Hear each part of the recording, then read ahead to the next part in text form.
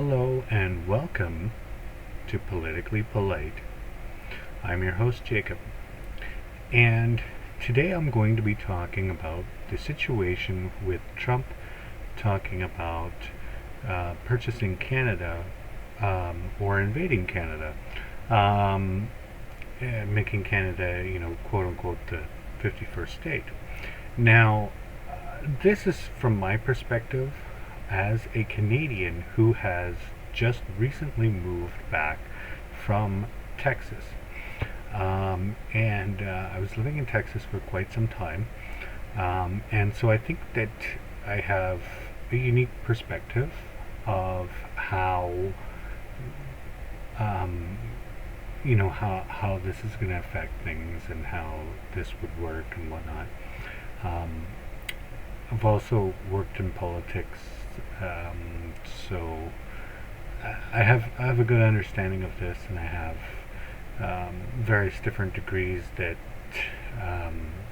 have to do with political economics and stuff like that. So I thought I'd give my input on this.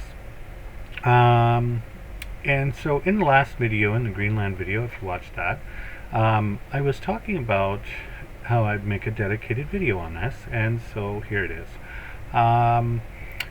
So the talk about the 51st, the quote unquote 51st state.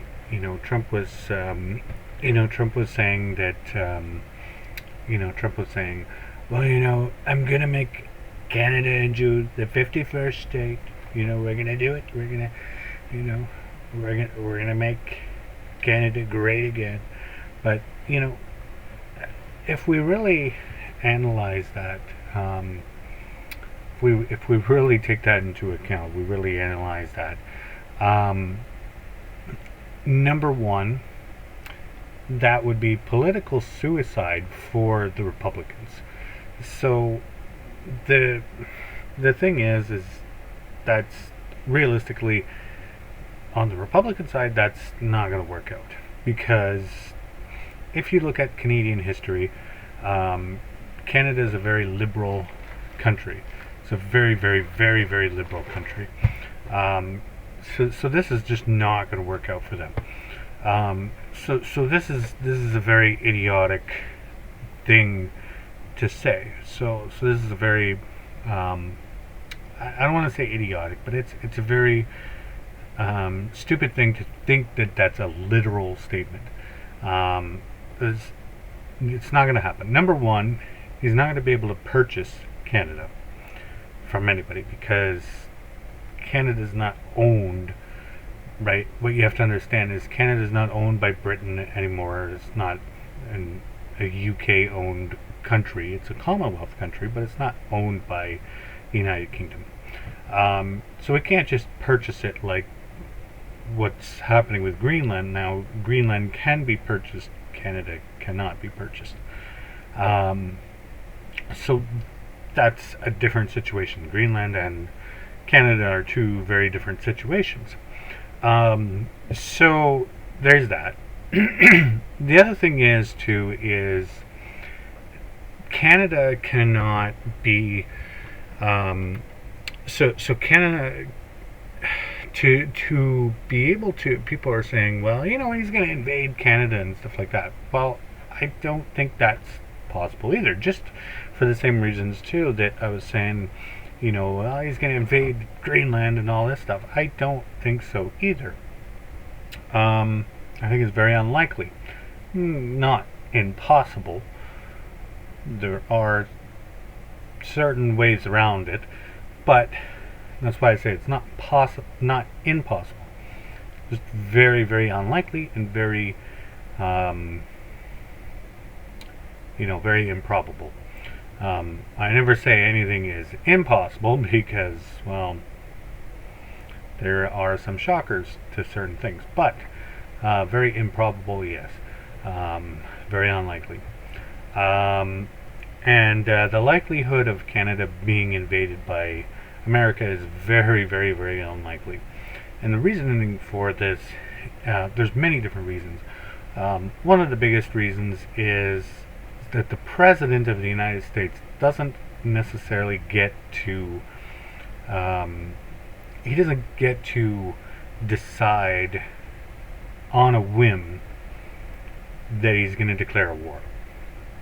Now, what we've seen is that he can take executive action for a direct threat, such as like a surprise military action, something like Maduro, for example, something that where they have to act on intelligence in the middle of the night like that for a surprise attack like that. But that was not that was not considered to be a war or an invasion. That was considered to be a special forces like raid or operation that falls under like a law enforcement action. And I'm not a lawyer or anything like that, so I can't tell you whether that was legal or whether that or what exactly that falls under. But what I can tell you is that that's totally it's fundamentally different than an invasion or like a declaration of war, right? A declaration of war or an invasion of a country is totally different. And so if he was to invade or declare war on an ally like Canada or like a NATO country, that is different. Or any country, really. That would be totally different, and the U.S. Congress would have to, from my understanding, like lawyers can correct me, somebody who has more legal knowledge than I do or constitutional knowledge than I do can correct me if I'm wrong. But from what I understand is that the U.S. Congress is the one that holds more power when it comes to like a declaration of war and deciding to go to war like that. And so he can't just snap his fingers and decide to go to war. And so that's important to remember. So he can't just say, I want to go to war with Canada. We're going to get it done. We're going to get it done. He can't just do that. So he can't just snap his fingers and poof, Canada's 51st state. Number one. So that's a fantasy. So number two, Canada is a very large country. It's like pretty much almost double the size of the United States. It's a very, very large country. To think that it would just become one state, that's crazy. Yes, our population is very low, right? But it's very far spread out, and the ideals of like the idealism and the politics are very spread out across the country. Like the eastern part of the country has very far different politics than the western side of the country.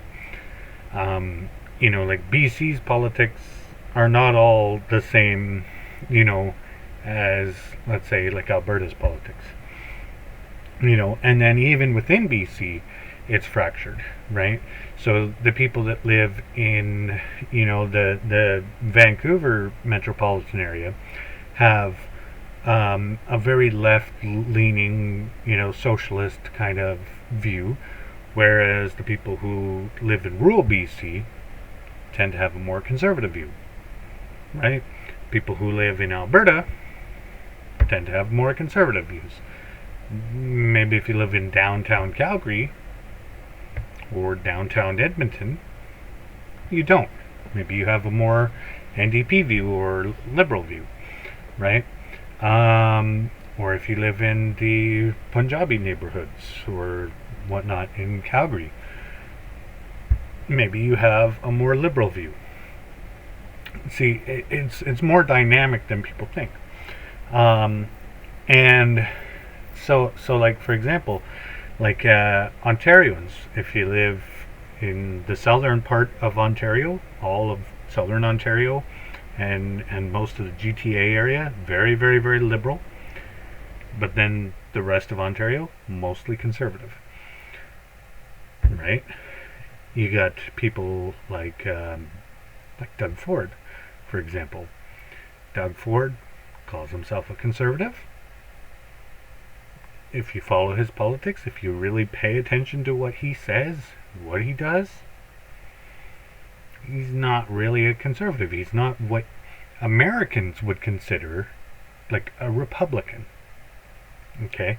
He's more of what Americans would consider a moderate Democrat. Right? So these types of things would be in consideration. So a lot of our politicians are, a lot of our right wing politicians would actually be considered Democrats, and a lot of our left wing politicians would be considered far left wing Democrats, right? So, for example,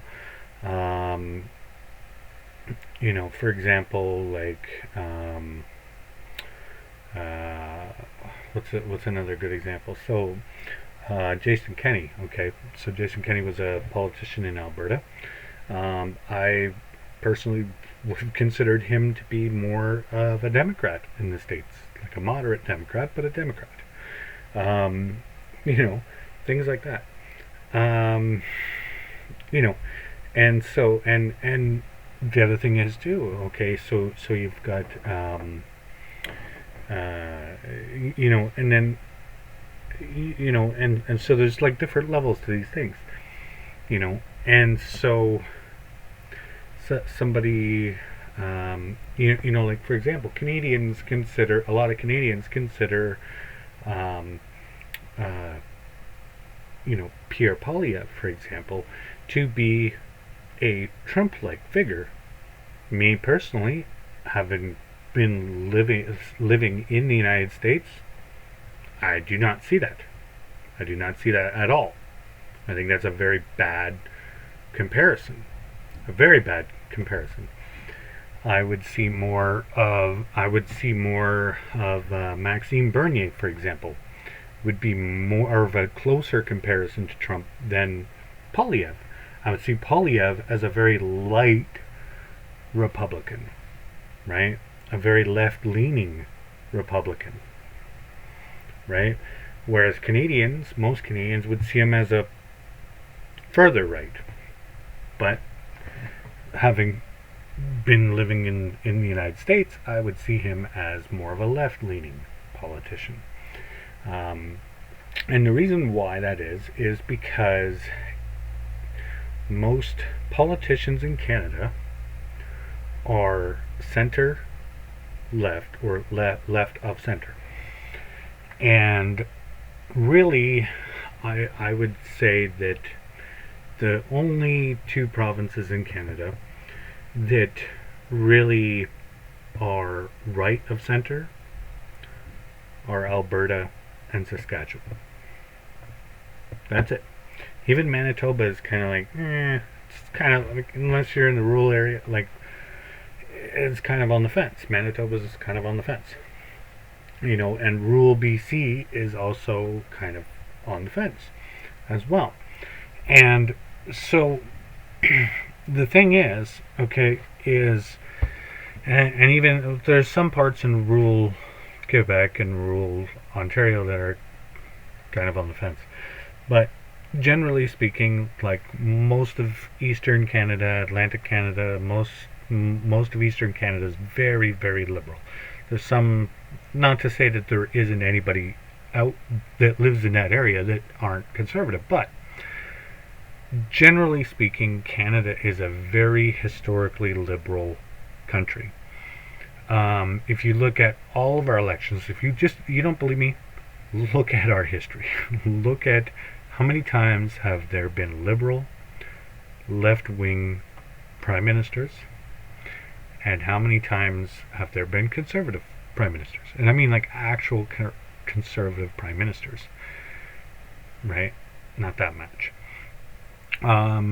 And realistically, we've had quite the track record with left-wing governments. We also tolerate the socialist Nazi party, which is, sorry to burst your bubble, which they are a left-wing socialist party. Okay, they are socialists, national socialists. They are socialists. They advocate here in Canada. They advocate for socialism. They support the Liberals. Surprise, surprise there. They form a coalition with the Liberals. And they support the Green Party. And they support the Communists. Okay, we also have the Communist Party in Canada, which they also support.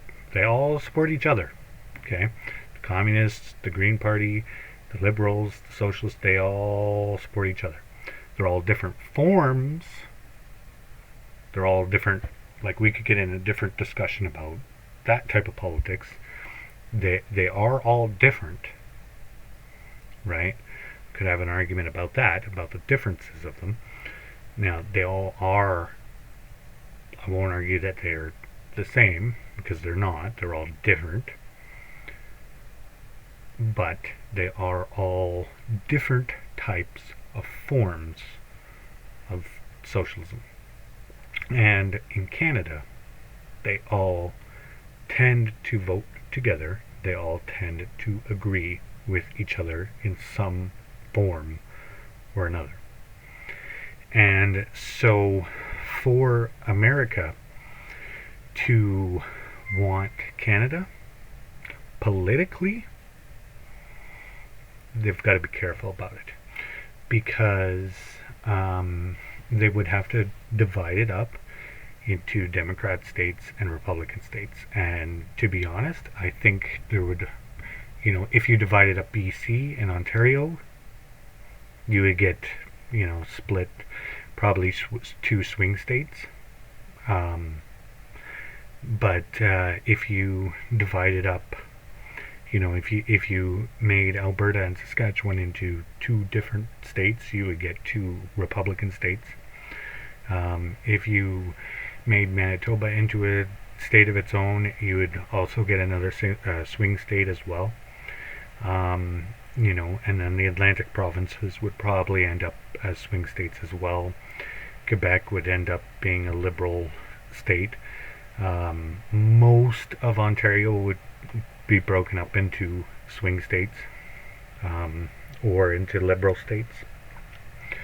But generally, the thing is, politically, it would be a disaster for the Republicans, because most of Canada would be liberal, left-wing Democrat states. Now, as far as resources go for the United States as a country, if you put politics aside, yes, Canada would be worth it. Canada would be a very strong country to bring into the fold.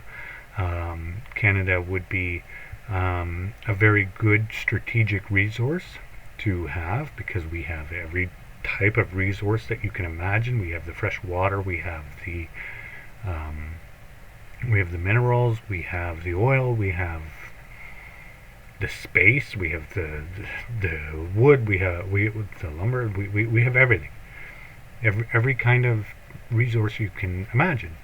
And now we're discovering that we have a huge amount of white hydrogen, for example, which is, of course, going to be very valuable. And we're finding out that that's very valuable. So it's very important. Canada is a very mineral-rich, very wealthy country, and it can be. So it's very valuable. Now, the feasibility of taking Canada, I don't think that that's a smart thing to invade us, unless, or a feasible thing anyways. I think that I think my thoughts on that is that the only way that he would end up acquiring Canada is if we ended up siding with China and started placing, if he could prove that we were placing Chinese assets, or that we had Chinese military assets here, which we are. But if he could prove that somehow that posed an immediate military threat to America, which technically it would.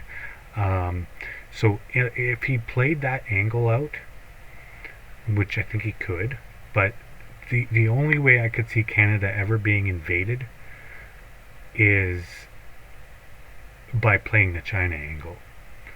And that's the only angle that I think that would ever play out. Again, I think it's weak. I think it's a very unlikely scenario. That's what I think. I also think that it is more likely, given the poor economic standing of our country and how terrible our economy is doing and how bad the Liberals are destroying our economy. I think it's more likely that with the tariffs and how bad our country is and how stupid our government has been treating our economy, I think it's more likely that Canada becomes bankrupt at some point and unable to pay back our debts and becomes so economically destroyed that we become so bankrupt and so financially like screwed, that I think we become so in such an economic depression in Canada that our money ends up folding so bad and becomes so worthless that we end up begging the United States to help us out, and the deal ends up becoming that they end up purchasing some of our territory, and the area that they purchase ends up becoming the most desirable territories. And I can see them purchasing certain territories from us, that territories that want to be part of the United States already, like Alberta and Saskatchewan. But I can't see the entire country going. Maybe it does someday in the future. But I see it coming more as an a solution to economic collapse than coming from an invasion. And that's my thoughts on the situation. But let me know what you think down in the comments below, and I'll see you in the next video.